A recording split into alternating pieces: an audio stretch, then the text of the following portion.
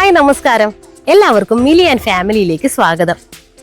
ഐശ്വര്യത്തിന്റെയും സന്തോഷത്തിന്റെയും സമൃദ്ധിയുടെയും നല്ലൊരു വിഷു ഏവർക്കും ആശംസിക്കുന്നു. നമ്മൾ വിഷു പ്രമാണിച്ച് ഇന്നൊരു സ്പെഷ്യൽ വീഡിയോ ആണ് ചെയ്യാൻ പോകുന്നത്.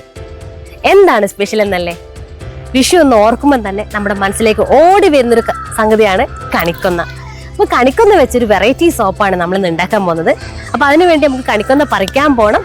അപ്പോൾ നമുക്ക് കണിക്കൊന്ന പറിക്കാൻ പോവാം. വാ ശാലൂട്ട.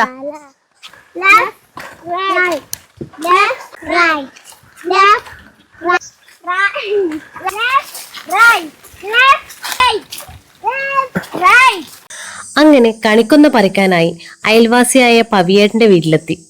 ഈ വർഷം ഒരുപാട് പൂക്കൾ ഉണ്ടായിട്ടുണ്ട്.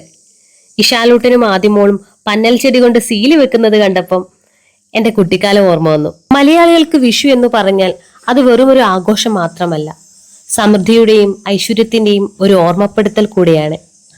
പുലർച്ചെ കാണുന്ന ആ പൊൻകണിയും മനസ്സിന് കുളിർമയേകുന്ന കണിക്കൊന്നയുടെ മഞ്ഞ നിറവും എന്നും നമ്മളെ പഴയ കാലത്തെ നല്ല ഓർമ്മകളിലേക്ക് കൂട്ടിക്കൊണ്ടു പോകാറുണ്ട്. പലപ്പോഴും നമ്മൾ കണിക്കൊന്നപ്പൂക്കൾ കണി കാണാനും വീടുകൾ അലങ്കരിക്കാനും മാത്രമാണ് ഉപയോഗിക്കാറുള്ളത്.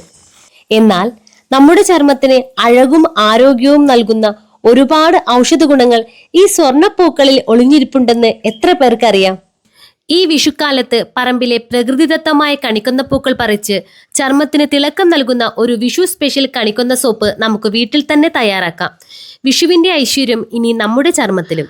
കണിക്കൊന്നയുടെ ആന്റി ബാക്ടീരിയൽ, ആന്റി ഫംഗൽ ഗുണങ്ങൾ ചർമ്മരോഗങ്ങളെ തടയാൻ സഹായിക്കുന്നു. ഇത് ചർമ്മത്തിന്റെ നല്ലൊരു നിറവും പ്രകൃതിദത്തമായ തിളക്കവും നൽകാൻ ഉത്തമമാണ്. കുരുക്കളും പാടുകളും കുറയ്ക്കുന്നു. മുഖക്കുരുവിനും കറുത്ത പാടുകൾക്കും എതിരെ മികച്ച രീതിയിൽ പ്രവർത്തിക്കുന്നു.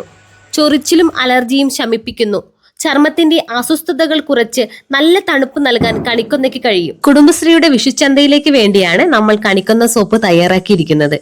ഇതിനോടൊപ്പം തന്നെ ഒട്ടേറെ ഔഷധ ഗുണങ്ങളുള്ള വാഴയില സോപ്പും തയ്യാറാക്കിയിരുന്നു. കണിക്കൊന്ന സോപ്പിന്റെ നന്മയും സുഗന്ധവും പോലെ സ്നേഹവും സന്തോഷവും സമാധാനവും നിറഞ്ഞ ഒരു വിഷുക്കാലം ഏവർക്കും ആശംസിച്ചു കൊള്ളുന്നു.